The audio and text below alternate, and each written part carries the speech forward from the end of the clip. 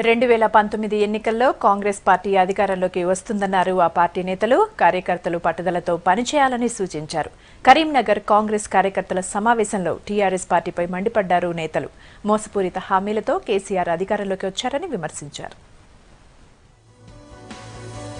2019లో అధికారమే లక్ష్యంగా పనిచేస్తామన్నారు కాంగ్రెస్ నేతలు. టీఆర్ఎస్ ప్రభుత్వ తీరును ఎండగడుతూ ప్రజల్లోకి వెళ్తామంటున్నారు. కరీంనగర్ లో కాంగ్రెస్ కార్యకర్తల సమన్వయ కమిటీ సమావేశం జరిగింది. ఈ మీటింగ్ కు మాజీ ఎంపీలు వివేక్, పొన్నం, సీఎల్పీ ఉపనేత జీవన్ రెడ్డి అటెండ్ అయ్యారు. క్యాడర్ కు దిశానిర్దేశం చేశారు. మోసపూరిత వాగ్దానాలతో కేసీఆర్ అధికారంలోకి వచ్చారని విమర్శించారు నేతలు.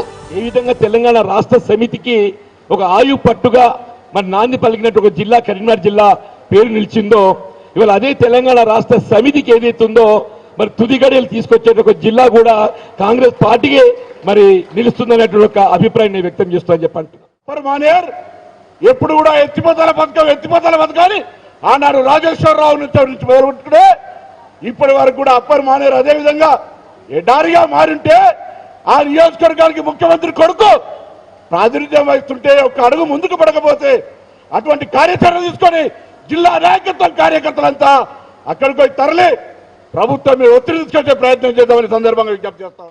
పార్టీని బలపరచాలని చెప్పి ఈ సమావేశం పెట్టడం జరిగింది. అందరు కూడా కార్యకర్తలు వాళ్ళందరూ ఏది చెప్పాలో వారు చెప్పడం జరిగింది. పార్టీ వాళ్ళ నిర్ణయాలన్నీ కూడా మనసులో పెట్టుకొని ఎట్లా కాంగ్రెస్ పార్టీని మండల్ తిరిగి, ఎందుకంటే నలుగురు ఉన్నారు మన టీపీసీసీ నుంచి, నరసింహారెడ్డి గారు మెయిన్ టౌన్స్ మున్సిపల్ ఏరియాస్ మీరు తిరిగి తక్కిన సెక్రటరీస్ అందరు కూడా మండల్ వైజ్ తిరిగితే చాలా బాగుంటుంది. మహిళా సెక్రటరీ గారు చాలా చక్కగా చెప్పారు. ఇన్ని ప్రామిసెస్ ఇచ్చిన తర్వాత కూడా టీఆర్ఎస్ పార్టీ ఇప్పటివరకు ఏది చేయలేదు.